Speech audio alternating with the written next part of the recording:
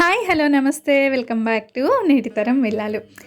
నా లాస్ట్ వీడియోకి చాలా మంచి రెస్పాన్స్ వచ్చిందండి. Thank you so much. అలాగే మరికొత్త మంచి వీడియోతో నేను మళ్ళీ మీ ముందుకు వస్తున్నాను.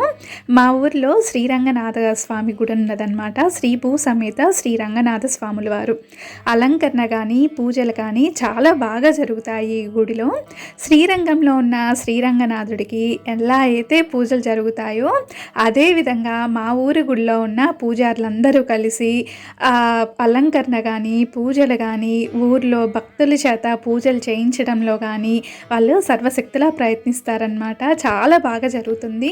మీకు ఈ వీడియోలో ఆ గుడిలో ఉన్న అన్ని అమ్మవార్ల విగ్రహాలు, అలాగే ఆంజనేయ స్వామి, వినాయకుడు, కృష్ణుడు ఎంత బాగా అలంకరణ చేశారు అనేది ఇప్పుడు నేను మీతో షేర్ చేసుకోబోతున్నాను. గుడి అలంకరణ నిన్న ఈవినింగ్ 5 గంటలకి స్టార్ట్ చేశారంటండి. తెల్లవారుజామున 3 వరకు అలంకరణ జరుగుతూనే ఉంది. అంత సమయం తీసుకొని గుడి మొత్తాన్ని చాలా వైభవోపేతంగా అయితే అలంకరించారు. శ్రీ రంగనాథుడిని మరి భోగి రోజు చూడలేకపోతున్నారా?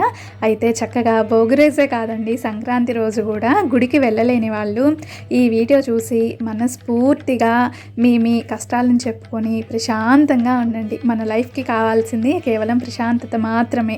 ఆ పీస్ ఆఫ్ మైండ్ అనేది ఉంటే మనం ఏ పని చేసినా కూడా విజయం సాధిస్తాము అనే ధైర్యం వస్తుందన్నమాట. అంటే నేను పర్సనల్గా అది ఫీల్ అయ్యాను, అందుకే నేను మీతో ఈ విషయం చెప్తున్నాను. చూసారా, తెల్లవారుజామున ఇక్కడ పూజలు 4 దగ్గర నుంచి స్టార్ట్ అవుతాయండి.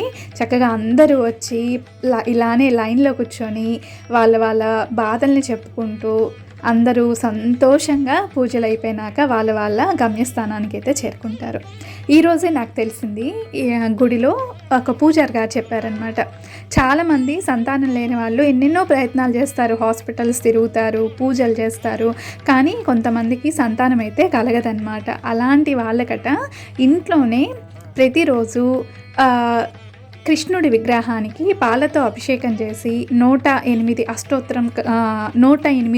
అష్టోత్తరంతో అర్చన మనం ఇంట్లోనే పుష్పాలతో పూజ చేసుకొని గుర్తుపెట్టుకొని 108 రోజులు చేయాలంటండి. ఖచ్చితంగా మీకు ఫలితం వస్తుంది అనేది నేను చెప్పట్లేదు, బట్ చాలామందికి అయితే ఈ పూజ సంతానాన్ని ఇచ్చింది అనైతే చెప్పారు. నేను విన్న విషయాన్ని మీతో షేర్ చేసుకుంటున్నాను. లేరు అని అనుకునే వాళ్ళైతే ఒకసారి మనం ఎన్నో పూజలు చేసి ఉంటాం కదా, ఈ ఒక్క పూజ కూడా చేయడానికి ప్రయత్నించండి.